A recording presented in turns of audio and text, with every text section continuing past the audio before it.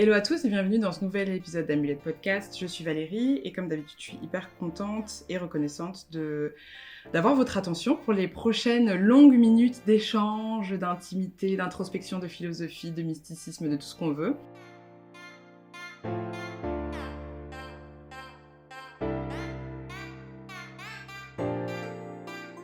Aujourd'hui, je reçois une invitée, ça faisait longtemps que c'était pas arrivé.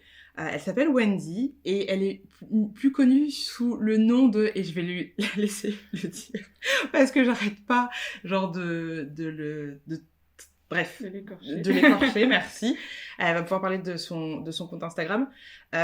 Wendy, c'est une femme que j'ai... Alors, je sais plus du tout comment on s'est suivis. Je crois que c'est via le compte Les Jooms, peut-être, un truc comme ça. Et donc, j'étais allée voir son profil. Et en fait, elle parlait vachement de cheveux au moment où je t'avais suivi. Et je sais pas, la vibe, en fait. La vibe, je l'avais trouvée, comme je te disais tout à l'heure en off, il y avait un côté mystique qui m'a vraiment vachement attirée. Et il y avait aussi tous les guides que tu avais fait sur les cheveux, avec l'aloe vera, l'unqui, enfin, l'utilisation des plantes de manière générale pour pouvoir prendre soin de ses cheveux. Et donc, du coup, ouais, j'avais kiffé. Et puis, tu avais également parlé, du coup, du salon de l'Institut Gillette Le Watt, qui est un institut, pour moi, complètement initiatique, hein, où, en fait, on réapprend à prendre soin de ses cheveux et à déconstruire toutes les idées reçues et toutes les croyances qu'on peut avoir autour du cheveu, de notre cuir chevelu, principalement pour les cheveux. Alors, je sais pas comment il dit ça, si c'est pour les cheveux afro, les cheveux bouclés, les cheveux racisés, bref. Et donc voilà, et nous voici quelques mois plus tard chez moi, en train d'enregistrer un podcast. Et ça s'est fait juste dernière minute parce qu'on en a discuté hier. Donc bienvenue à toi Wendy, merci beaucoup pour ta présence. Merci de m'avoir invitée. Avec plaisir. Alors du coup tu peux nous redonner le nom de ton Instagram? Mon compte Instagram c'est Femme Lamou. D'accord, et ça veut dire en fait, c'est deux mots en créole que j'ai assemblés, femme pour femme, ouais. Et l'amou, amour. D'accord. Du coup, chacun peut faire sa propre interprétation, mais moi, j'en ai une personnelle. D'accord, donc c'est la femme de... C'est quoi? C'est la femme de l'amour? T'es une femme ou tu es la femme qui donne l'amour? C'est... Moi, je dirais plus ça, oui. Une femme qui... comment dire? Pas qui donne, mais qui inspire, en tout cas. L'amour pour soi et pour ceux qui l'entourent. Ouais. Surtout pour soi. Je trouve que c'est le plus important. Ouais. Parce que je trouve qu'on se délaisse beaucoup trop. Ou aussi sur. Comment on appelle ça?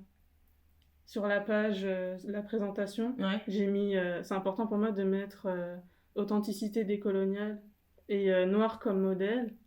Parce que je voulais aborder le soin de soi et la beauté à travers le prisme noir, sur le fait d'être noir en fait, et pas s'appuyer sur des critères de beauté qui ne sont pas les nôtres en fait. Voilà. Je crois que c'est pour ça que j'ai kiffé. Non mais c'est vrai, la beauté décoloniale déjà dans un premier temps parce que en fait, quand on n'a pas conscience de l'impact que ça a, moi c'est l'idée vraiment de la représentation qui est importante. Les Américains ils aiment bien dire representation matters.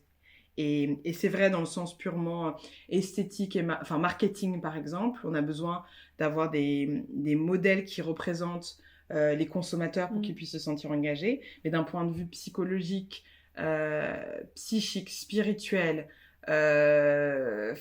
philosophique même, c'est encore plus important de se rendre compte que la matrice dans laquelle on évolue, en tout cas quand on est en Occident, c'est pas une matrice qui va prôner la beauté, les beautés noires. C'est ça. Et donc, du coup, on va être en train de se comparer à des choses qui... On n'est pas sur les mêmes critères, quoi. Exactement. Donc, et donc, tu as dit donc, la beauté décoloniale, c'est ça? L'authenticité décoloniale. Et du coup, ça veut dire... Enfin, comment tu décrirais ça pour des personnes qui n'ont jamais entendu ce type de concept? L'authenticité, pour moi, ça veut dire, en gros, sois toi, en fait. Peu importe, après ça dépend d'où tu vis, de comment, là où tu vis, ça fonctionne, tout ça. Mais moi, je dis juste sois toi. Ne te base pas sur qu'est-ce que va dire ton voisin, qu'est-ce que va dire nanana. Enfin, juste être soi et en être fier. Et toi, t'as toujours été toi, et est-ce que t'as toujours été dans cette démarche-là, ou c'est quelque chose qui s'est fait avec le temps? Parce que t'es née en France, toi? Non, je suis née en T'es née en Guadeloupe Guadeloupe. et j'ai grandi en France. Ok. Et t'es arrivée en France à quel âge? Pour mes... Bah, je pense pour la rentrée de la maternelle. Ah ouais, 3 ans. ouais, ok. Donc, ouais. Du coup, je me souviens pas du tout, non. Bah, en fait, j'ai toujours été quelqu'un dans ma bulle, un peu dans mon monde. C'est pas un monde imaginaire où je vois des choses qui n'existent pas, mais je suis très... je pense que je suis une personne très concrète. Ok. Du coup, moi, dans ma bulle, je mets ma famille, mes parents. Surtout mes parents. Ok. Mes parents, ce sont mes modèles. Et en voyant la différence des autres, ça va pas m'empêcher... Enfin, je vais pas me dire, oh, du coup... ce que je vois chez moi, ce n'est pas normal, du coup je vais le changer. D'accord. Moi je vois juste la différence, je dis ok, on est différents et ma réflexion on s'arrête là en fait. Est-ce que tu penses que tes parents ils ont fait des choses particulières pour que tu aies ce mode de fonctionnement là? Parce que je trouve que dans un monde dans lequel où tu grandis du coup en région parisienne, même s'il y a de la mixité, etc., enfin d'avoir ce discernement, c'est quand même vachement mature, parce que moi je suis encore en train de travailler. Bah, donc, je pense que mes parents, ils m'ont donné... Enfin, j'en ai plusieurs, ils nous ont donné une éducation particulière, mais je pense pas que ça soit fait exprès. Parce qu'il y a pas de... Quand on leur demande, en fait, il y a pas de... Ils mettent pas des mots là-dessus. Ouais. C'est vraiment... pas conscientisé, quoi. Ouais, voilà, ils ont juste fait. Exactement. Et du coup, tu penses qu'ils ont fait quoi de particulier? Bah, en fait, je pense que mon père, il est né en Guadeloupe. Il a passé toute sa vie en Guadeloupe et il est juste venu en France pour pouvoir travailler. Du coup, lui, il a toujours gardé ses idées, ses critères de la Guadeloupe. D'accord. Et il nous les a transmis. Ok. Et du coup, ma mère, elle qui est une personne aussi martiniquaise qui a grandi, qui est née et qui a grandi en France, c'est pour ça que je l'admire beaucoup. Parce que souvent les gens ils disent oui, ils aiment bien faire la différence entre les Noirs qui ont grandi qui sont nés en France et ceux qui sont nés là-bas, soit en Afrique, soit aux Antilles. Bah, ma mère, c'est un exemple parfait. Elle est née en France et elle a grandi en France et pourtant, elle s'est toujours dit africaine. Elle a une maison en Afrique. Où ça? Au Bénin. Ok. C'est une personne... Enfin, elle nous a toujours prôné le noir comme modèle, quoi, ouais. En fait. Le noir comme modèle, c'est trop cool. C'est super cool. Elle nous a... Enfin, du coup, moi, je suis l'aînée et j'ai un petit frère et une petite sœur. Physiquement, on n'a pas les mêmes tons de peau, on n'a pas la même couleur de yeux, etc. Et ils nous ont toujours dit, en fait, vous êtes beau et belle. Et toi, t'es pas plus belle parce que t'as les yeux verts, parce que t'as la peau claire.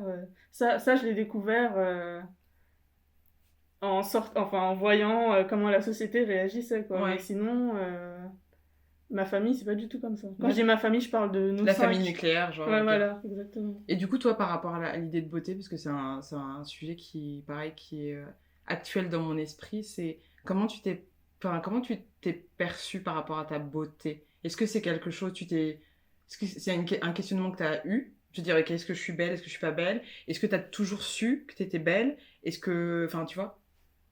Bah, je pense que j'ai toujours su que j'étais belle. Parce que déjà mes parents me le disaient aussi, donc moi j'ai jamais... Non, je pense que j'ai toujours pensé que j'étais belle, après je le disais pas forcément. Mais oui. Je pense que j'ai eu très peu de complexes aussi. Damn, mais tu sors d'où? Tu sors d'où? En fait, quel complexe j'ai pu avoir? Je pense par rapport... En fait, aussi, ma mère, c'est quelqu'un aussi qui essaye beaucoup de se déconstruire. D'accord. Donc, le peu de complexes que j'ai eu, c'est elle qui reflétait ça sur moi. Et moi, j'ai vu ça, je lui ai dit, mais en fait, il faut pas... Enfin, toi, quand tu me dis ça... En fait, on parle beaucoup ensemble aussi. Ouais. Toi, quand tu me dis ça, bah, j'ai pas envie d'avoir ce complexe-là. Ouais. Parce que je pense qu'en tant que femme aussi, on est plus... comment dire? on a plus facilement des complexes parce que très tôt, on te donne ton avis sur ton corps. C'est clair. Des avis non demandés la plupart du temps. Mais c'est un truc de malade. C'est ça, exactement. Mais c'est toujours le cas en plus. Genre, moi, oui, bah, ça n'a pas changé. Je suis en mode, mais en fait, bonjour déjà, ouais. Tu vois, genre, why en fait.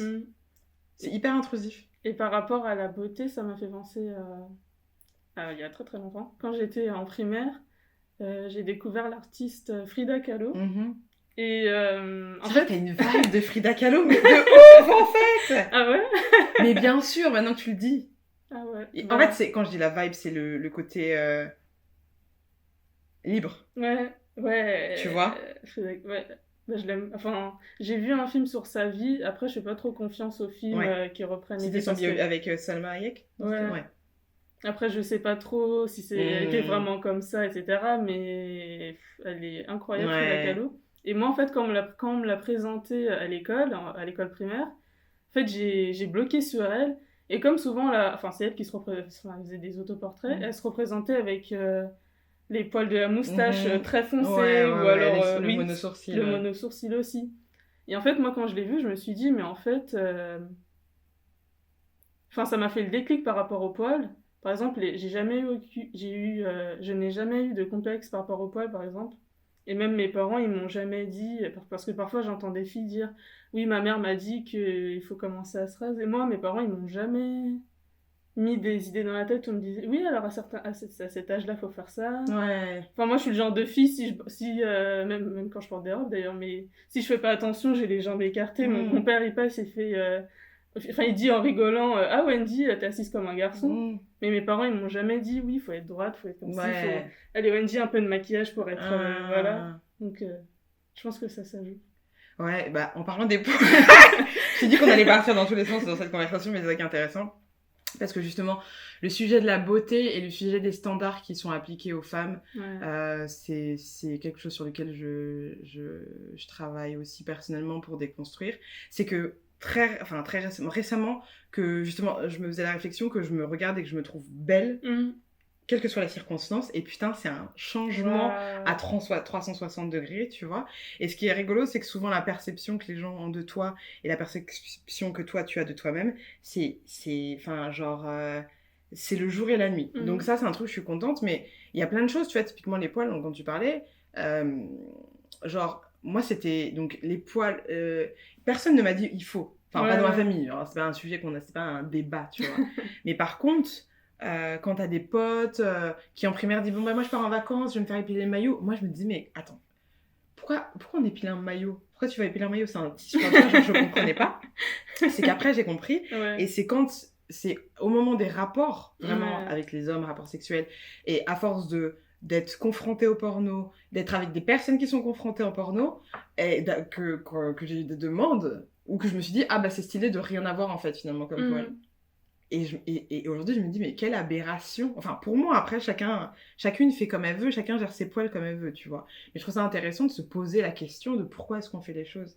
Et quand quand j'ai réalisé que c'était purement lié à un esthétique porno, que c'était également lié à un plaisir qui était centré sur l'homme, parce que c'était des trucs machin, mais qu'en fait, moi, ça pouvait me laisser pas dans la merde. Enfin, tu vois. Donc ça, c'est quelque chose que j'ai arrêté de faire. Et surtout, c'est douloureux.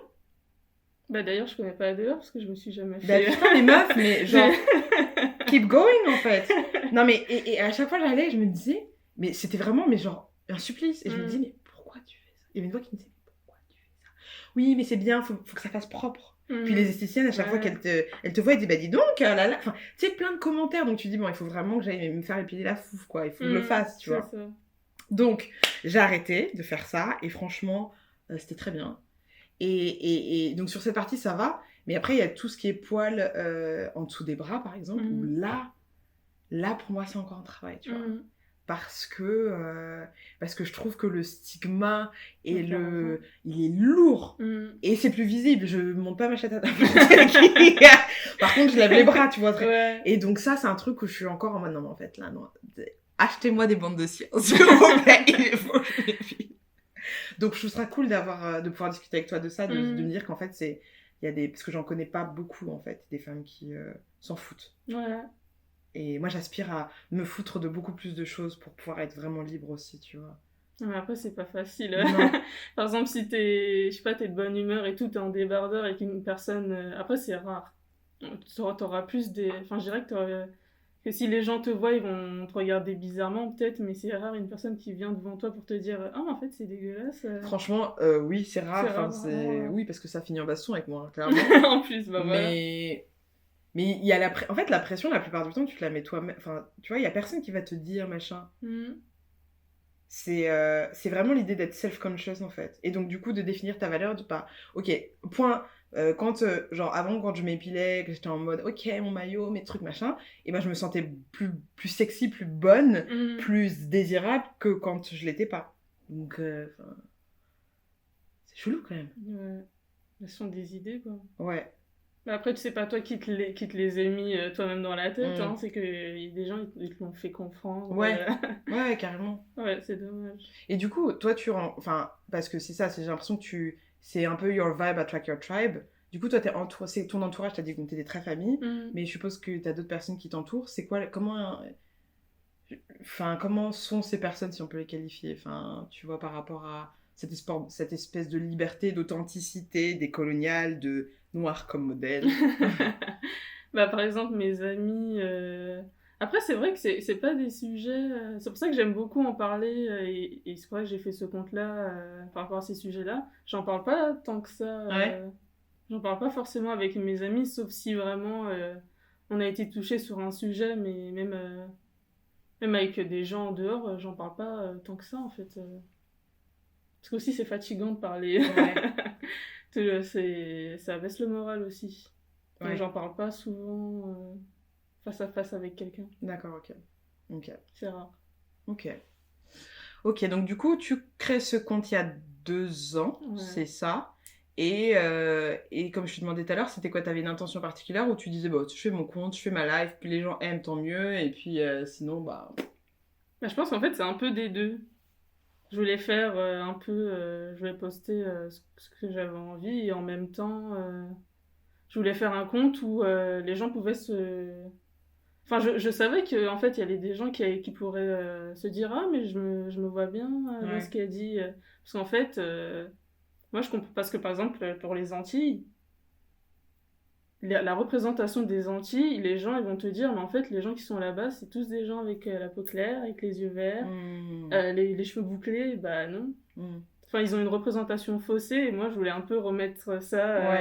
Non, en fait, c'est ça, ça, ça, ça. Oui, il existe ça, mais voilà. Créer une vraie représentation. Ouais. Voilà. Ok. Et par rapport à tous les sujets que tu as pu aborder, parce que je suppose, enfin, t'abordes quand même... C'est des sujets qui te tiennent à cœur, et donc du coup, je suppose que c'est aussi infini que les choses qui te passent par la tête. C'est ça. Voilà. C'est quoi l'un ou les sujets qui a le plus touché ta communauté? Je dirais que c'est les cheveux, en fait. Ouais. Parce que souvent, les gens, ils retiennent le cheveu, mais en fait, je fais pas tant de contenu sur les cheveux, je trouve. T'as quand même genre 4 guides sur les cheveux, enfin, tu vois, non? Non, mais... J'ai l'impression. Oui, c'est vrai, mais comme je le parle d'une autre manière, en fait, comment dire? Je parle pas de cheveux en disant, alors, la routine, c'est ça, tu vois? Ouais, complètement. C'est totalement différent, donc j'ai pas l'impression de parler tant de ça. Je parle surtout de produits bruts, de plantes, tout ça. Justement, tu peux en parler un petit peu pour les personnes qui qui justement ne savent pas... Enfin, moi, du coup... Pour revenir un petit peu dans le contexte, c'est grâce à Wendy que j'ai pris un rendez-vous chez Gillette Lowatt à l'Institut parce que je me suis dit, ok, tes cheveux ils ont poussé, c'est génial, mais en vrai, tu sais pas exactement ce que tu fais, tu vois, c'est une partie de ton corps, bon. Ça avec la peau de ton visage. Donc on va essayer de trouver un moyen de gérer ça et comment est-ce qu'on peut faire pour arriver vers quelque chose qui est le plus naturel possible. Et quand j'ai vu méthode ancestrale, j'ai dit ça c'est pour moi. Donc j'étais au Cameroun, quand j'ai pris mon rendez-vous, je l'ai pris genre pour 2 ou 3 mois après, tu vois.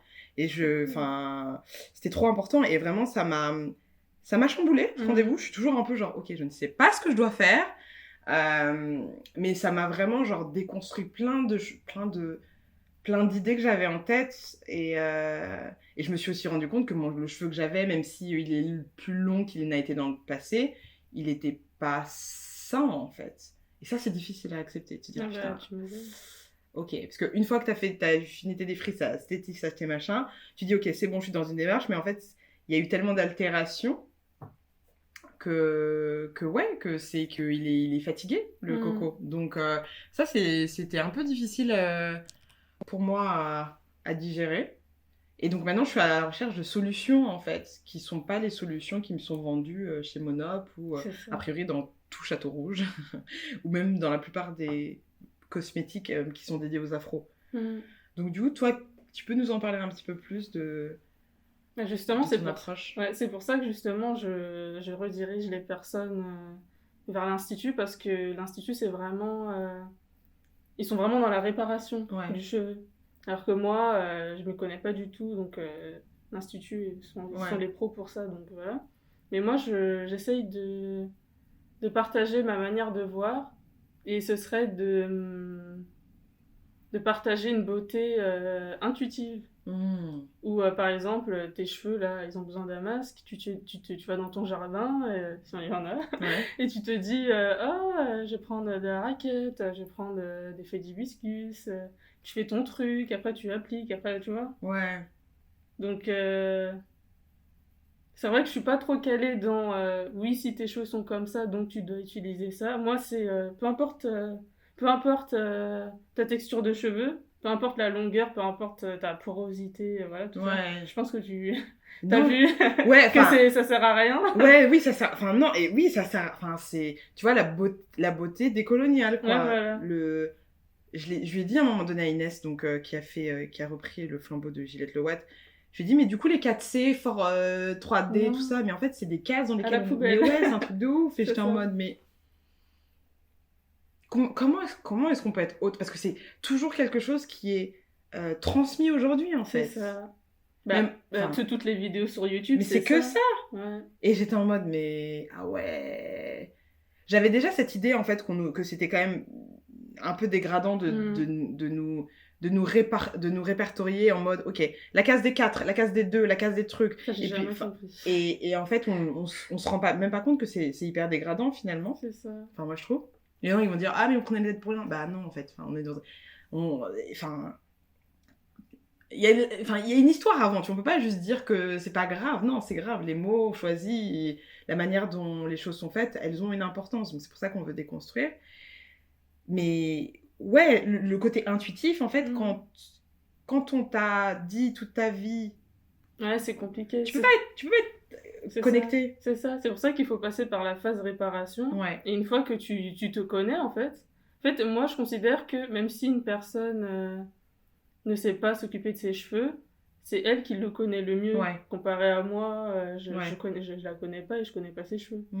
Donc, souvent, quand je suis face aux personnes, je leur dis mes tests. C'est la seule manière de savoir, et les plantes que je partage, elles sont pas toxiques. Donc, que tu laisses 10 minutes, 1 heure, une nuit, en soi, c'est pas grave, entre guillemets. Et donc, du coup, aujourd'hui, tu as tes propres recettes, c'est ça que tu commercialises ? C'est pas mes recettes. En fait, ce que je partage, c'est ce que j'ai appris de, du coup, mon père. Parce que ce sont des rituels ancestraux qu'on fait aux Antilles. Mais je les commercialise pas, ceux-là, c'est juste le mucilage. D'accord, ok. Et donc, dans les guides, c'est les rituels ancestraux qu'on peut reproduire nous-mêmes. C'est ça. Et sinon, tu as le Nkui, donc qui est très... Et comment t'es tombée sur le Nkui ? Enfin, c'est quand même... En fait, comme je suis une grande adepte des mucilages, parce que tout ce qui est feuilles d'hibiscus, la raquette, c'est un cactus plat. D'accord. Gombo, gel de lin, enfin, tout ce qui est gel, quoi. Moi, j'utilise presque que ça pour mes cheveux. Et du coup, je me suis dit... En fait, dans toute la Caraïbe, et même en Afrique, il y a forcément d'autres plantes. Il n'y a pas que ça. Du coup, j'ai fait mes recherches et je suis tombée... dessus, et en fait de base c'est un plat. Oui, c'est un plat camerounais. Et comme par rapport en connaissant l'institut aussi, et on a échangé, elle m'a dit en fait Wendy, tu fais de la cosmétique alimentaire. Je prends des aliments pour prendre soin de moi. Et c'est ça que... Enfin, je trouve que c'est la meilleure façon de prendre soin de soi, en fait. Mais oui, mais en fait, tu sais, je pense que, enfin, il y a, j'ai l'impression qu'il y a une forme de reconnexion, en fait. Alors, je sais pas si c'est la réalité, ou si c'est parce que, du coup, je fréquente plus de gens, donc, tu vois, mon focus, il est plus, tu vois. Je sais pas si c'est vrai. Est-ce que c'est parce qu'il y a beaucoup de gens qui disent, oui, on est vers une reconnexion. Est-ce que c'est vraiment vrai, ou est-ce que juste, c'est ton prisme de vision qui te fait voir, du coup, les gens qui sont dans ça, mais... Bon, bref. Anyway, j'ai le sentiment... Que c'est vrai, hein. Ouais. Ah, qu'est-ce qui te fait dire ça? Bah, le retour, par exemple, des gens qui me font... Parce que comme je t'ai dit, je partage des rituels qu'on fait aux Antilles. Bah, beaucoup me disent « Oh, mais je faisais ça quand j'étais petite. » Mais en voyant que tu le fais là, maintenant, même quotidiennement, en fait, ça me donne envie de le faire sur moi et sur mes enfants. Ouais. Donc du coup, les gens, ils sont plus conscients et ils le font de plus en plus. Ouais. Et du coup, ils le transmettent à leurs enfants. Ouais, c'est vraiment ça, c'est l'idée de transmission et de repartir à l'essentiel, quoi. Mm. Et justement, en parlant, tu m'as fait penser à un guide que j'ai fait. Ouais. Et ça s'appelle Le cheveu afro n'est pas fragile.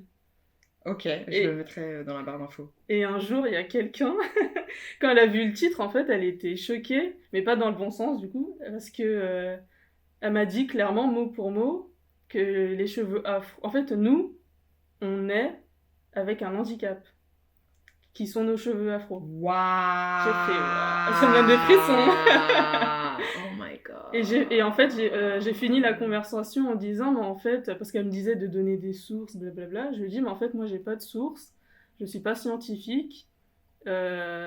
Moi, mon but, c'est de dire ma vérité. Et ma vérité, en fait, c'est de dire aux personnes noires qui ne naissent pas avec un handicap. Putain, mais c'est un truc de... Mais oui. En fait, il y a des gens, ils sont tellement... Matrixés. Oui, c'est ça, matrixés, qui pensent que... Ah bah non, je suis née noire, j'ai pas de chance. C'est chaud. Je suis foncée de peau, j'ai les cheveux afro. En fait, je te dis ça, mais enfin, parce que...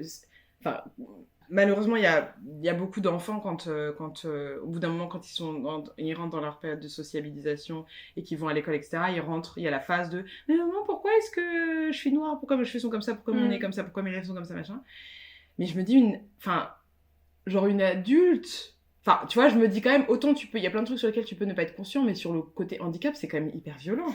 Mais en plus, c'était une future coiffeuse. Ah! Donc, eh ben, super. Je pense qu'elle devait recracher ce qu'on lui apprenait à l'école. Donc, c'est dommage. Ok. J'espère que personne tombera sous ses mains. Bon, bah, du coup, on voit que le travail que tu fais est toujours nécessaire, en fait. C'est ça. C'est vrai, je trouve ça trop triste. Ouais, non, c'est triste. On va faire 1 minute de silence.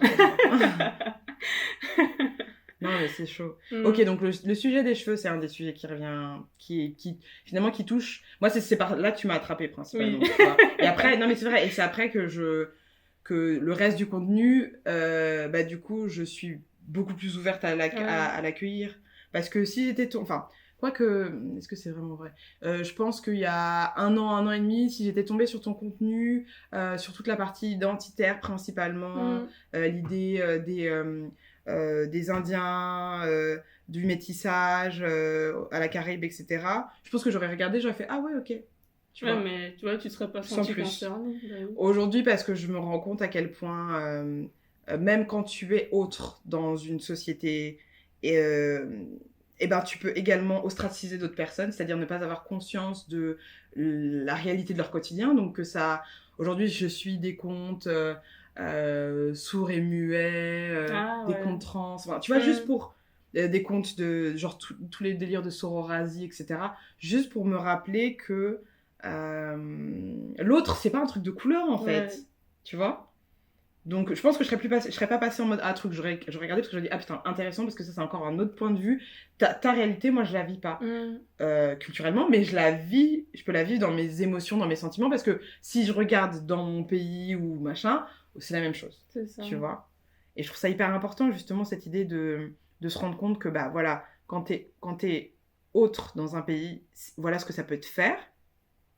Et également, voilà comment tu peux, et ça c'est plus toi, genre, être totalement ok. C'est-à-dire que c'est pas parce que tu nais autre ailleurs que forcément le chemin c'est genre le mien qui est ok, hein, mais qui est un peu genre tu te cherches, t'es complexé, t'es machin, tes trucs. Il y a d'autres chemins possibles. Donc c'est cool d'entendre ça aussi. Parce qu'il y a de l'espoir. Non, mais c'est vrai. Non, mais c'est vrai. Bah Parce oui. que c'est en voyant... Parce que si t'es que entouré de personnes qui sont complexées ou qui te font Ouais, voir oui. que t'es... Tu peux pas... Enfin, c'est compliqué d'être autre chose que ça. Mm. Je vois... C'est compliqué. Alors que quand tu dis, ah mais putain, mais en fait, elle est vachement bien avec elle-même, elle est truc, elle est machin, ses critères de beauté, c'est... Enfin, tu vois, sans que ça soit des choses que tu dises, mais la Mm. manière dont tu vas te présenter au monde, c'est pour ça la Exactement. représentation est importante, Ouais. bah ça va venir faire un truc au niveau de l'inconscient et... Donc c'est hyper important, quoi. C'est ça. Mm. Donc merci pour ça. Merci. Et justement, quand tu disais que tu suivais d'autres comptes, bah en fait, ces comptes-là, ils sont hyper importants parce que ça prouve que l'autre existe. Exactement. Et en fait, après, si tu sais pas ça, en fait, tu peux être face à quelqu'un et c'est là que tu vas dire n'importe quoi, en Ouais. fait. Des Ouais. trucs racistes, tout ça. Ah ouais, d'accord. Ouais. C'est pour ça que justement, je parle de l'identité afro-indienne. Même le mot afro-indien, je l'ai appris que récemment. D'accord. Parce que je peux discuter avec quelqu'un de ça, et c'est cette personne-là qui m'a dit afro-indien. D'accord. Mais sinon, il n'y avait pas de nom. De termes que tu... Il n'y avait pas de terme pour nous nommer. Donc je trouve ça horrible. Enfin, il y a des termes, mais... Mais ce sont des termes qui sont péjoratifs. Exactement. Tu peux me redonner les termes de tout à l'heure, enfin, dont tu parlais, enfin, c'était ok. Oui, en Guadeloupe, on dit bâtard indien, donc bâtard indien, et en Martinique, chapécouilly. Donc on considère que la personne qui est mélangée, du coup, elle n'est pas dans la situation d'être complètement indienne. Donc du coup, elle est sauvée d'un certain... Un fardeau. Ouais, soi-disant. C'est un truc de ouf. Donc c'est... c'est compliqué. En fait, il y a souvent des termes qu'on utilise comme ça. Et donc aujourd'hui, c'est encore utilisé. Genre les gens l'utilisent. Oui. Mais je crois que t'avais pas fait un post sur Carrefour qui avait utilisé le terme. Ah oui. Waouh, bon, après Carrefour. Eux, ils parlaient de la texture des cheveux, mais c'était le mot bâtard, quoi. Ouais, mais ok, d'accord. Donc les gars, ils se sont dit, vous savez quoi, on va mettre un peu de créole parce que c'est stylé pour leur montrer qu'on est intégré. Et en fait, c'est un truc raciste, tout va bien. Non, mais sachant que là-bas, Carrefour, c'est tenu par des béquets. Ouais. Donc les colons. Donc... Ouais. Je sais pas ce qu'ils ont voulu faire, mais c'est n'importe quoi. Make sense. Ouais. J'ai fait un podcast avec... Attends, c'était avec... J'étais invitée à un podcast que j'ai écouté que très récemment d'ailleurs, parce que c'était assez... Ça s'appelle Passé recomposé. Ouais. Et en fait, c'est un podcast, donc elle s'appelle Millie, celle qui l'a créé. Elle parle des grands-parents des personnes, en gros. Donc, tu viens raconter l'histoire de tes grands-parents, et c'est hyper intéressant parce que dans ces histoires, bah, finalement, on se retrouve tous un petit peu... Ouais. Et donc, moi, j'ai fait un épisode donc, que j'ai écouté, genre, j'ai dû l'enregistrer, je sais pas, il y a peut-être 9 mois, 1 an, et il est sorti il y a pas très longtemps, mais je l'ai écouté que là, je sais pas pourquoi j'étais pas prête, tu vois. J'ai réécouté, c'était intense. Et avant le podcast, elle m'avait dit un truc, je sais plus ce que j'avais dit ouais, dénigré. J'avais utilisé le terme dénigré. Et elle m'avait dit, bah tu sais, le terme dénigré, c'est un terme raciste. Je dis, comment ça? Elle me dit, bah, quand tu dis dénigrer, de nègre, t'es en train de dénigrer. Ouais, je m'en avais parlé. Ouais. Et j'étais en mode, oh putain. Waouh. Ouais. Waouh, je savais pas. Mais c'est vrai, je crois que t'en avais parlé, mais je l'ai même pas... Ouais. Tu vois, quand tu dis, ouais, mais arrête de me dénigrer, ça veut dire quoi? Arrête de me dire que t'es nègre, en fait, d'une certaine manière. Waouh. Ouais. Donc trouver un autre mot, les mots ont une vraie importance. Et ça rentrait dans la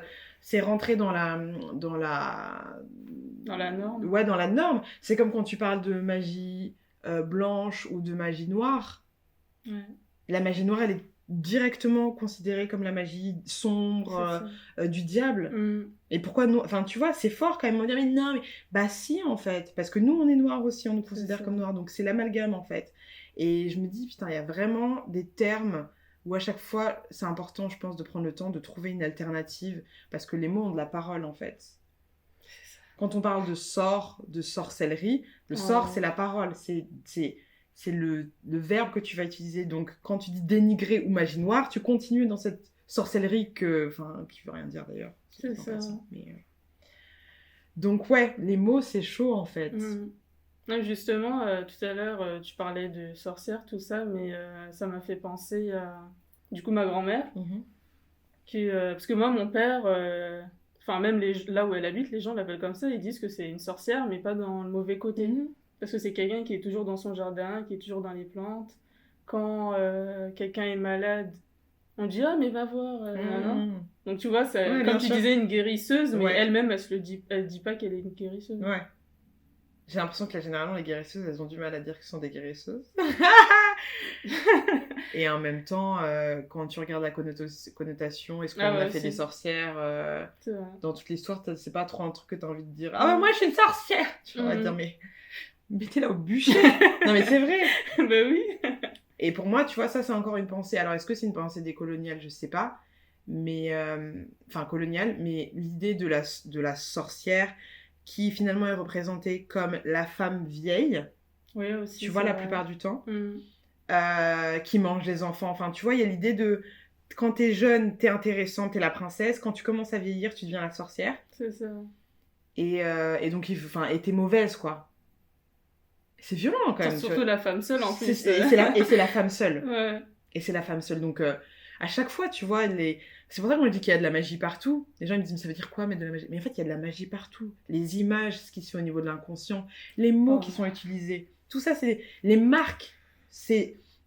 Quand t'as un slogan, c'est un abracadabra, tu vois. Non, mais quand t'as conscience de ça, tu te dis qu'il y a de la propagande partout. Exactement. Là, tu sais, déjà pour le vaccin. Ouais.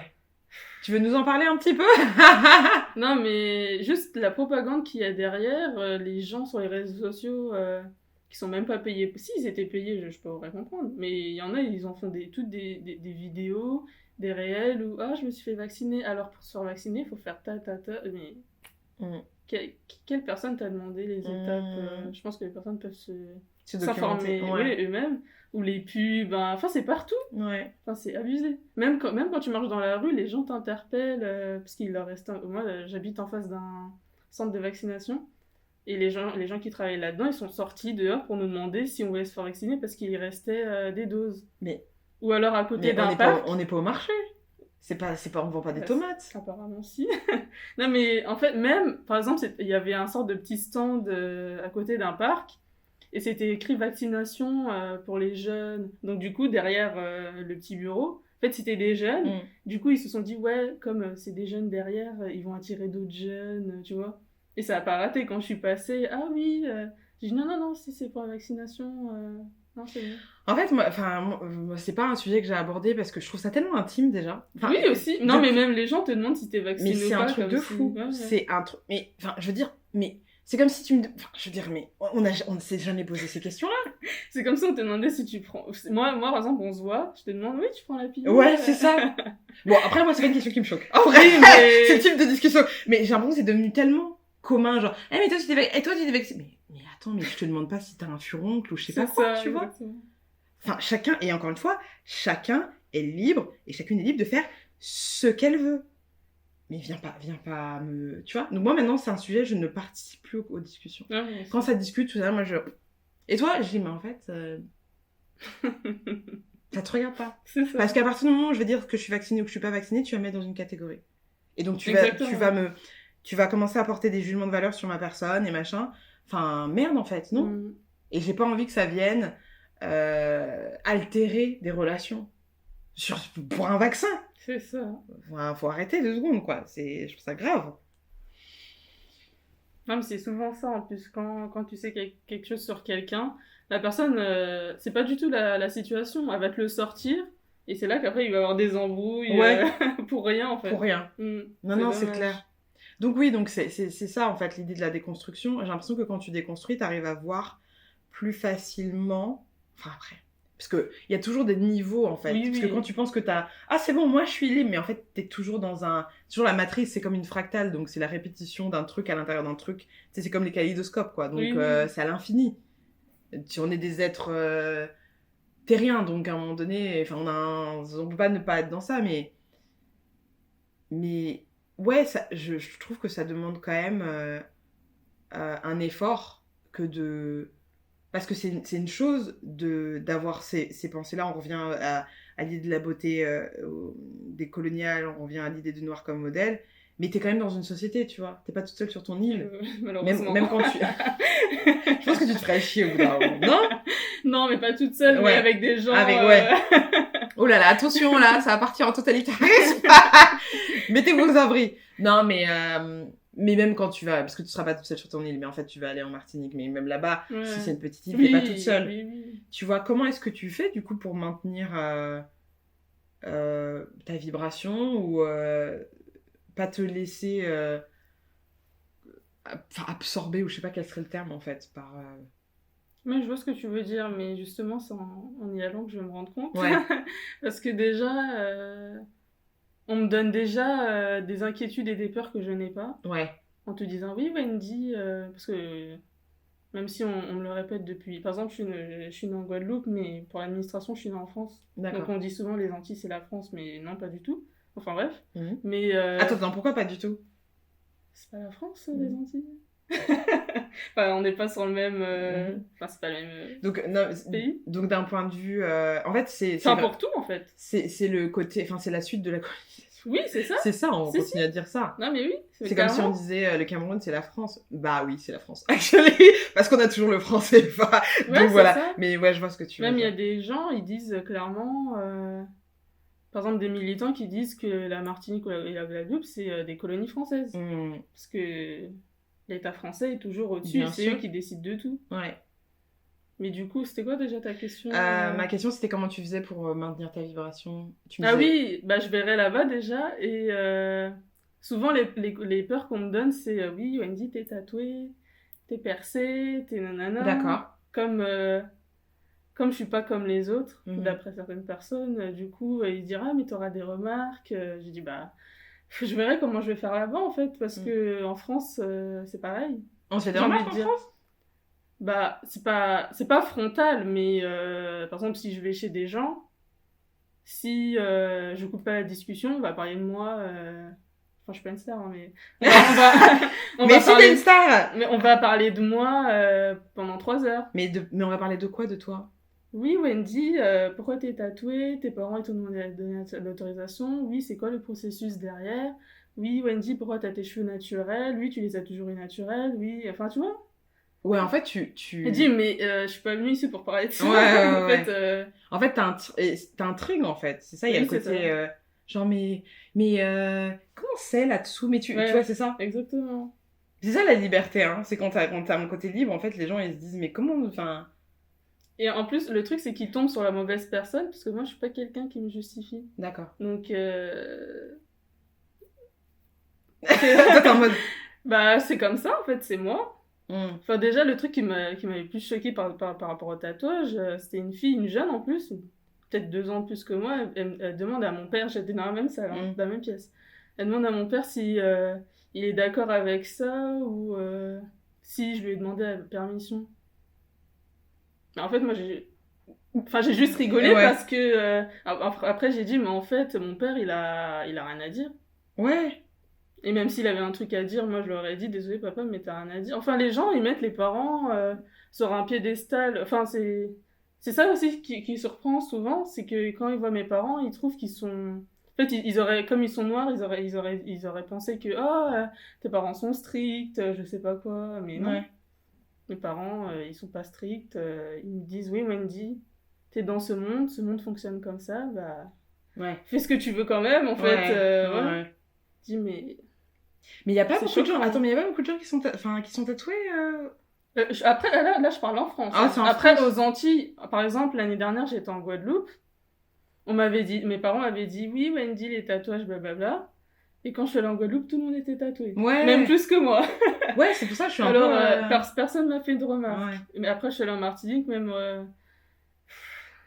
j'ai fait la rencontre... Enfin, je suis allée dans une boutique qui était tenue par un rasta. Et lui, pendant tout le moment où j'y étais, il disait « Oh là là, mais c'est pas possible, qu'est-ce que t'as fait une si jeune fille en problème de tatouage ?»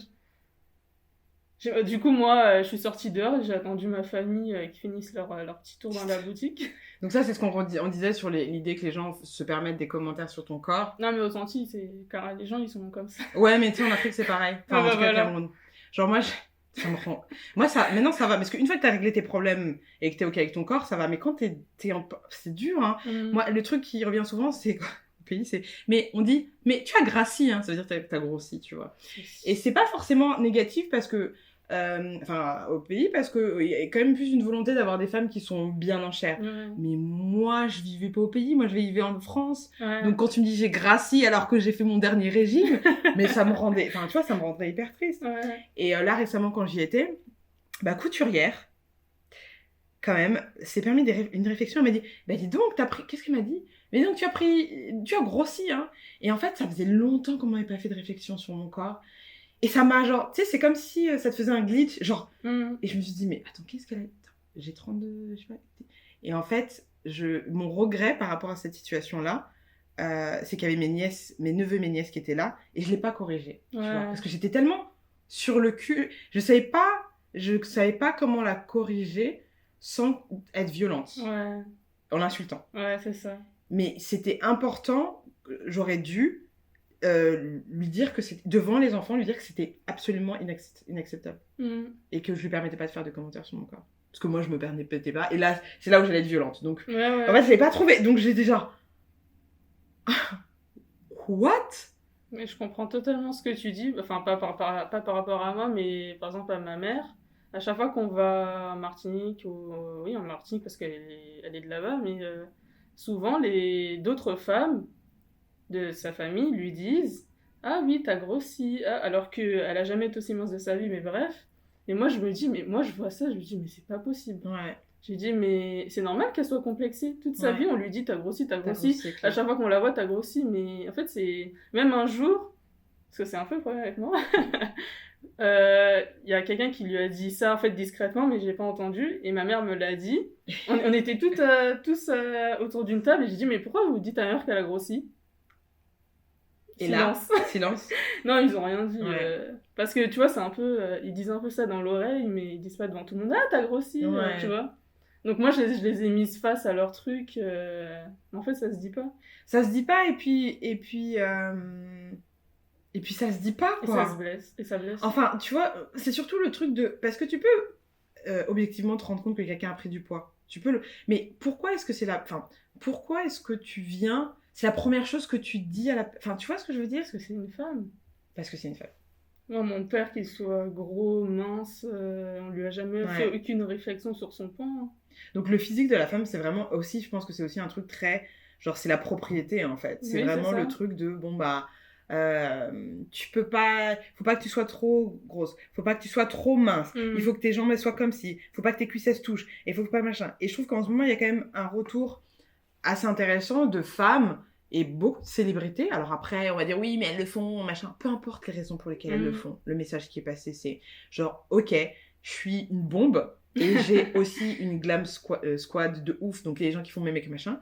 Mais voilà mes vergetures, et voilà mon ventre, et quand je me plie, voilà ce que ça fait, et voilà mes trucs, et voilà ma cellulite ou whatever. Et aujourd'hui, on voit encore des crèmes anti-cellulite, tu vois. Alors que le corps de la femme, c'est le corps qui donne la vie, donc forcément il y a plus de... Ça. Et je me dis, mais putain, mais on nous a vraiment matrixé de ouf. Et on nous fait acheter des trucs, du coup, qui ne servent à rien, qui sont parfois toxiques, exactement. qui sont des perturbateurs endocriniens. Après, tu vas dire, j'ai des problèmes d'hormones, et j'arrive pas à faire des enfants. Bah ouais, mais en fait...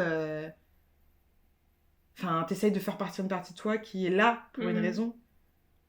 Mais c'est difficile. Enfin, là, je le dis comme ça, mais c'est au quotidien, en fait, que tu dois choisir de t'accepter. Exactement. Même si parfois tu peux avoir des coups bas par rapport aux réflexions. Je vais expérimenter ça, je pense. Enfin, c'est obligé, mais bon. Après, il faut que je fasse ma bulle. Là, même en France, j'ai une bulle, en fait. Parce que t'es toujours... comment on dit ça? T'es toujours interpellé, en fait. Par la plupart du temps des hommes. T'es toujours interpellé, en fait. C'est fatigant même. Même récemment, je suis pas quelqu'un qui réagit à ces appels, disons. Et récemment, en fait, j'ai un peu une sorte de rituel de mettre mes écouteurs et avoir ma bulle et j'avance. Là, j'avais pas mes écouteurs. Et comme par hasard, le jour où je les ai pas, il y a quelqu'un qui m'interpelle, mais vraiment, la personne, elle forçait. À un moment, je me suis arrêtée. La personne est à côté de moi, j'ai dit, laisse-moi tranquille. J'ai dit, fait, c'est sorti tout seul parce que j'ai pas l'habitude de réagir comme ça, mais là, j'avais juste envie de frapper la personne. Je lui ai dit, mais en fait, on peut pas marcher tranquillement. Quoi. Ouais, et ça. elle disait quoi? Tu sais ce qu'elle dit? C'est classé. En fait, il y avait rien de vulgaire, hein, mais c'était du genre. En fait, j'ai cette capacité-là de dire à mon cerveau, oublie ça, parce que j'ai pas envie de garder ça dans ma tête. Mais du genre, ah oui, ah là là, t'es belle, oh là là, toi t'as le corps d'une femme. Enfin, tu sais même pas quel âge j'ai, parce qu'il y avait le masque. Tu sais même pas quel âge j'ai, ça peut être une fille de 14 ans, tu dis ça, je comprends pas. Après, en plus, ça arrive jamais, quelqu'un de ton âge qui te dit ça arrive jamais. Mais non, ça arrive, mais non. C'est toujours des personnes beaucoup plus vieilles. Bien sûr, c'est vrai, ça en plus. Bah oui, donc... En fait, comme c'est une personne plus âgée, t'es là, mais je veux pas être irrespectueuse, mais la personne... C'est une attaque, en fait. Oui, voilà, c'est ça. Tu me respectes pas.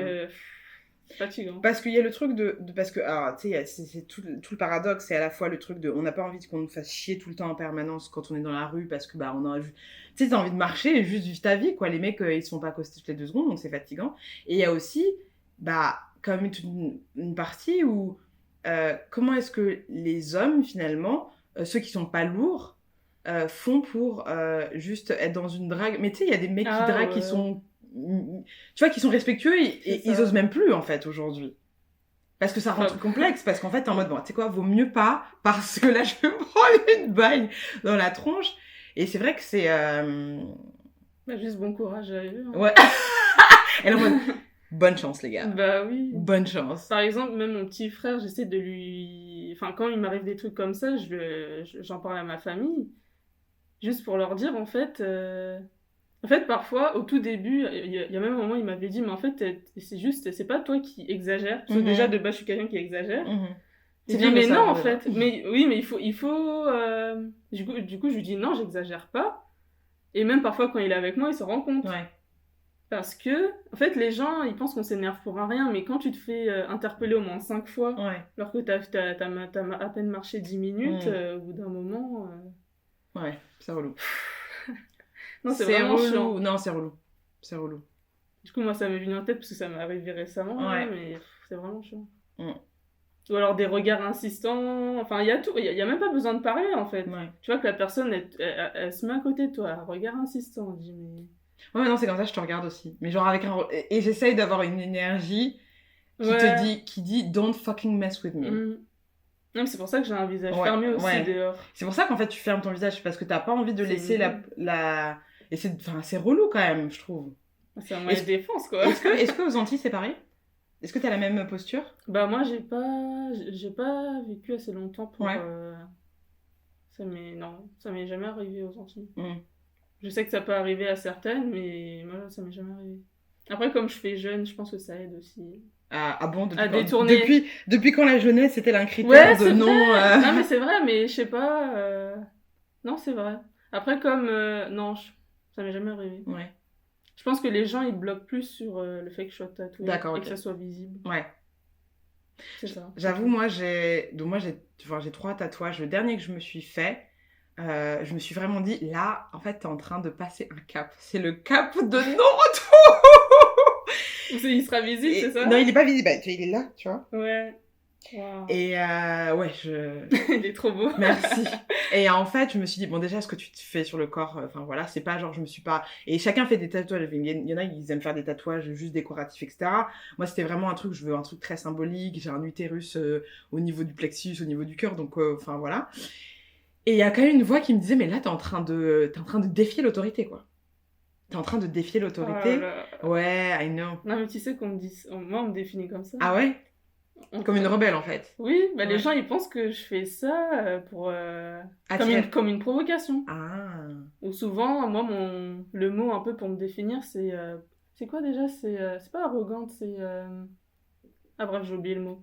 Mais genre, comme si moi, je veux piquer les gens... Provocatrice? Insolente. Insolente? Ouais. Parce que t'as des tatouages? Non, ça c'est un comportement général. Général. C'est parce que t'as un côté un peu, bah, tu sais quoi, je m'en fous, en fait. Enfin, genre... En fait, je suis quelqu'un qui m'en fout de presque tout. Je suis quelqu'un... En fait, si je suis face à quelqu'un qui commence à me dire oui, pourquoi ça, pourquoi si, oui, nanana, moi, je vais prendre ça pour une attaque. D'accord. Je vais pas prendre ça pour ah oui, peut-être qu'elle veut se renseigner. Je vais prendre ça pour une attaque. Du coup, je vais être hyper désagréable. D'accord. Soit je réponds pas et je m'en vais, soit je fais une fausse tête et je te réponds pas. D'accord. Enfin, dans les deux cas. Et peu importe ton âge, peu importe qui tu es, je vais mal réagir. D'accord. Du coup, personne n'a dit que je suis insolente. D'accord. Et comme la plupart du temps, je suis toujours la plus jeune, du coup, les gens ils prennent ça hyper mal. Ouais. Et puis en plus, t'as des tatouages et tout, mais pour qu'elle se prend, quoi. C'est ça. Ouais. En fait, je suis pas très douée pour bien réagir, du coup, souvent on me dit de travailler sur ça, mais j'ai pas envie de travailler sur ça. Parce que je considère que si je réagis comme ça, c'est qu'il y a une raison. Et je réagis pas comme ça avec tout le monde. D'accord. Si je vois que la personne... Après, je dis énergie, mais si je sens bien la personne, en fait, je suis pas comme ça. Ouais, donc je suis comme ça qu'avec certaines personnes, et après, quelques temps après, on va me dire « Ah oui, tu sais, cette personne, elle a fait ci, ça, ça. » J'ai dit « Ouais, tu vois, je la sentais pas, cette personne. Donc, madame insolente. Donc voilà. Ok, ouais. Dis donc, c'est... C'est... ouais, c'est... Ouais, après, je sais pas, tu vois, moi, ce qui m'aide vachement en ce moment à être bien, c'est de me rappeler qu'on va tous mourir. Et il y a beaucoup de gens qui me disent « Ah dis donc, c'est vachement... C'est vachement brut. » Ouais, mais en fait, c'est la vérité. Et moi, ça m'apaise, en fait, bizarrement. Ça t'aide à te dire je vais faire mes projets. Ouais. Ça m'aide aussi à arrêter de me prendre la tête pour rien. Ça m'aide... Là, j'ai entendu... Parce que moi, j'écoute pas les infos. Il y a beaucoup de sujets que je ne considère pas, non pas parce que je pense pas qu'ils sont pas importants, mais juste parce que je sais quel impact ça a sur moi d'un point de vue négatif. Et ça me demande déjà beaucoup d'énergie d'être dans une énergie cool, machin, que si je vais me plomber là avec le fait que la Terre, apparemment, on est truc catastrophe, machin. Enfin, tu vois, tous ces bails-là. Je peux pas, en fait. Moi, je suis le genre de meuf qui a pas regardé... qui regarde pas les films de guerre, tu vois. Je regarde pas les films de guerre, je regarde pas les films d'esclavage, je regarde pas les films... tous ces trucs-là, parce que c'est trop difficile pour moi. Et à un moment donné, je me suis dit, mais vas-y Valérie, regarde 12 Years of Slave et tout ça. Après, je me dis, mais pourquoi, en fait pourquoi je vais faire ça Donc non, je sais pas pourquoi je te racontais ça, mais en gros, l'idée du coup pas de créer, mais d'évoluer dans une réalité, comme tu as dit, dans ta bulle, où tu sélectionnes les informations que tu vas choisir pour justement essayer un maximum de te rappeler du coup donc que tu vas mourir. Et donc, de toute manière, on va mourir. Donc, la planète, elle est en train de partir en couille. Moi, je pense pas qu'elle est en train de partir en couille. Je pense qu'elle est en train de faire un rejet de greffe et de dire, les gars, vous nous faites chier. Je vous dégage et puis je vais continuer mon cycle comme elle a pu faire avec d'autres trucs, tu vois. Donc, plutôt que de me focaliser là-dessus, je me dis, ok, toi, ton temps, il est limité. Qu'est-ce que tu veux faire dans ce temps-là, en fait? Et c'est pour ça que l'idée de la mort, quand j'étais au Cameroun, je me suis rendu compte que la mort, elle était vraiment, vraiment, vraiment très présente. Il y a des morts, des deuils, tout le temps. Tout le temps. Mais c'est pas... Alors, c'est triste parce que les gens là, mais c'est aussi très culturel. Parce que c'est toujours un moment de célébration. Les gens, ils vont toujours pour manger, pour boire, pour danser, tu vois. Et la mort, elle est présente souvent. Il y a des obsèques, il y a les deuils. Il y a, dans mon ethnie, les Bamileke, c'est tout le travail, tout ce qui tourne autour du culte des ancêtres, les crânes, etc. Et moi, je trouve ça apaisant, en fait, de se rappeler que t'es dans un endroit où la mort, elle est juste à côté. Les hôpitaux, ils sont compliqués. Les routes, elles sont pas safe. Les machins. Donc, en vrai, ça te rappelle le caractère éphémère de la vie. Quand on est ici en France, et c'est aussi une super chance, regarde. Qu'est-ce qui peut me faire penser à la mort dans mon environnement, là? Rien. C'est ça. Du coup, quand il nous arrive un truc comme il nous arrivait l'année dernière, où tout le monde est en panique totale. C'est ça, exactement. Et je comprends. Mais par exemple, en Afrique, ils disaient, bon, de toute façon, on doit mourir de quelque chose. Donc, c'est pas le Covid, c'est le palud, c'est pas le palud, c'est truc, c'est... Et je trouve qu'en termes de philosophie, en tout cas, moi, ça me correspond mieux parce que ça me permet de me dire, ok, au lieu d'être tétanisé par la peur et d'être dans l'anxiété, tu vas mourir, en fait. D'ailleurs, en Afrique, ils se sont très bien débrouillés. Ouais. Beaucoup mieux que la France parce qu'ils ont même fait passer ça aux infos. Enfin, on dirait la vie, c'est une grosse blague. Non, mais aux infos, c'était comment... Enfin, c'était pas le titre mot pour mot, mais ça voulait dire comment ça se fait que l'Afrique s'en sort mieux que la France alors qu'ils sont soi-disant sous-développés. Et après, ils ont interviewé un docteur de là-bas. Ils ont dit non, mais en fait, nous, on a l'habitude qu'il y ait des maladies. Voilà, il a fait son discours, mais les gens, en fait, ils ont donné toute une rubrique à l'information pour dire comment ça se fait que l'Afrique est... Il y a aussi peu de cas. Bah, parce qu'eux, ils savent se guérir, tout simplement. Ouais. Enfin, eux, ils sont beaucoup plus organisés. Voilà, ils sont... Après, je sais pas si c'est un truc d'organisation. Après, je sais pas l'organisation, mais en tout cas, ils ont... En fait, moi, ce qui m'a choqué, c'est de mettre aux infos comment ça se fait que l'Afrique est mieux que la France. Non, mais c'était faux. Ouais, ça, c'est... Enfin, on est toujours dans un truc... C'est trop bizarre. Ouais, non, c'est clair. Et tout le monde trouve ça normal. Ouais. Même les gens qui lisent, même les Africains, ils disent, bah ouais, attends, parce que... mais attendez, mais qu'est-ce que ça veut dire? Donc, on aurait dû... Vous aspirez à ce qu'on souffre autant, plus? C'est ça. Nous n'allons pas répondre à cette question, bien évidemment, parce que nous connaissons la réponse. Mais ouais, donc l'idée de la mort, elle est... Moi, elle m'aide beaucoup. Qu'est-ce que toi, t'as des trucs comme ça qui t'aident à... Genre, justement, à... Une philosophie de vie, en fait. Bah, c'est vrai que j'ai pas trop réfléchi à ça. Moi, en fait, comme je suis pas encore... disons, je viens juste de sortir des études... Quand t'es un peu dans ce truc-là, on te dit « Ah, mais il faut trouver un travail, nanana. » Et comme moi, j'aspire pas à ça, enfin, certes, je suis auto-entrepreneur, mais moi, le but de ma vie, c'est pas avoir un travail et faire de l'argent. Si j'ai pas d'argent, bah...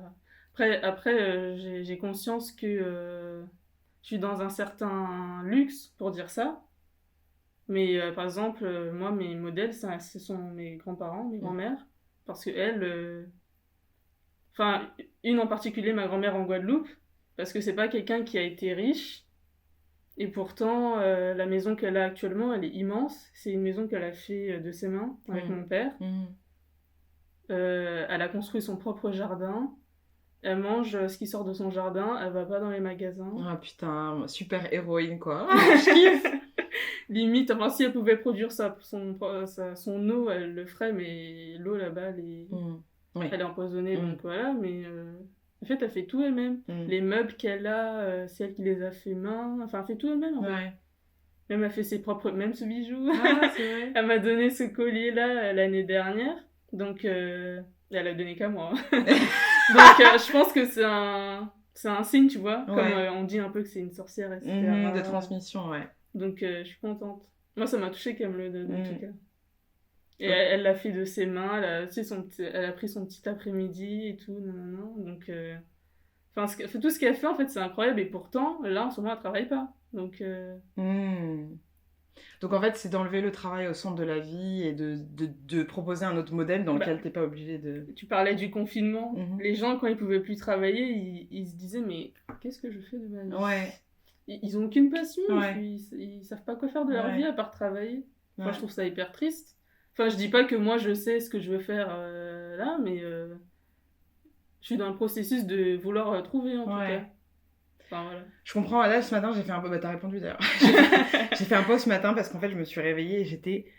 Et j'ai bien dormi. Et quand je me réveille, j'ai bien dormi, j'ai dit « Oh là là, j'ai trop bien dormi et tout. » Et c'était vraiment un contraste avec la nuit d'avant qui avait été une nuit dégueulasse. Et donc, du coup, je me suis rendu compte à quel point... c'est comme si j'étais une autre personne. Et donc, j'étais en mode « Non, mais là, il faut que j'en parle aux gens. Faut que... nanana. » Donc, j'ai fait un post sur Insta et j'ai fait un post sur LinkedIn aussi, un peu plus formel et tout, pour avoir l'avis des gens, pour savoir comment ils se positionnaient par rapport au sommeil. Et par rapport à l'idée de repos aussi. Et il y a un compte, je sais pas si tu connais, c'est de Nap Ministry, mais je te l'enverrai, je pense que ça peut t'intéresser. Et en fait, c'est une meuf, c'est une afro-américaine, je pense. Et elle prône vraiment le repos. Elle prône le repos, le sommeil, le fait de faire des siestes. Alors ça, c'est des points genre vraiment, on va dire, individuels, mais de manière générale, elle prône l'arrêt du hustle total pour rentrer dans la machine capitalistique, qui est une machine où en fait on te dit produit, fais, travail. Et quand elle remonte à l'histoire de l'esclavage, elle rappelle, attention les gars, une des méthodes pour maintenir nos ancêtres en esclavage, c'était aussi le fait de les priver de sommeil. C'est ça. Et quand j'ai lu ça, j'en ai des frissons. Quand j'ai lu ça, je me suis dit, oh putain. Donc l'idée de réapprendre à dormir, c'est un vrai acte, c'est vraiment de l'activisme. De se reposer, et donc de se reposer, et ou de ne pas forcément être dans une dynamique où tu vas travailler comme on l'entend, mais tu peux quand même vivre en ayant un lifestyle qui est différent, tu vois. Ça. Parce que finalement, ta grand-mère, peut-être qu'elle travaille, mais que c'est pas... Enfin, c'est pas le même type de travail. Quand tu vas travailler la terre, quand tu vas travailler le bois, c'est pas la même chose que quand tu... C'est l'idée de l'argent qui revient, finalement. C'est ça, et je trouvais... Enfin, c'était... ça me questionne beaucoup, ça, en ce moment. Mais d'ailleurs, elle a fait ça toute sa vie. Enfin, elle a eu un vrai travail, entre guillemets, mais même par exemple... Après, je pense qu'elle a eu ce mode de vie-là parce que elle avait pas forcément d'argent. Mais moi, je trouve qu'elle a pas changé parce que une fois qu'elle a travaillé, en fait, elle n'était pas assoiffée par l'argent ou elle veut stocker l'argent, non. Elle a un travail. Mais par exemple aussi, je crois que c'est quelque chose de commun aussi aux Antilles. Enfin, je crois, c'est pas une association, mais je pense que c'est des gens qui se mettent comme d'un accord à un accord et ils prennent un grand filet, ils vont pêcher ensemble dans la mer et en fait, ils partagent ensuite ce qu'ils ont pêché, tu vois. Ouais. Et ça, je trouve ça... Enfin, c'est la solidarité, ouais, en c'est fait. clair. Bah, c'est un autre niveau de... Il y a des communautés comme ça, de gens qui se mettent un peu off-grid et qui décident de vivre ensemble, qui décident d'avoir leur propre monnaie ou qui a un système de troc. Ou ok, bah toi t'es médecin, moi je cultive la terre. Enfin, ça c'est un de mes... Ouais, ça c'est un de mes goals, en vrai. Parce que déjà, ça t'enlève beaucoup de... C'est une autre philosophie de vie. Ça t'enlève beaucoup de stress, je trouve. Il n'y a pas de hiérarchie. Il n'y a pas de hiérarchie. Et ça te fait revenir à l'essentiel. Alors, ça t'enlève beaucoup de stress, ça t'en apporte d'autres, bien évidemment, mais je trouve que ça ramène à des valeurs qui sont essentielles, à savoir le partage, la communauté. Quand on dit qu'il faut un village pour élever un enfant, bah justement, t'as ce village qui est à ta disposition. Et ouais, c'est inspirant, quoi. C'est grave inspirant. Non, c'est beau. Ouais. Parce que moi, mon père, quand il me raconte son enfance en Guadeloupe, et justement, dernièrement, il disait, mais... Enfin, vous avez pas... Enfin, du coup, moi, les amis que j'ai, ils habitent proche de chez moi, mais... Enfin, je suis en banlieue, donc c'est pas un village. Non.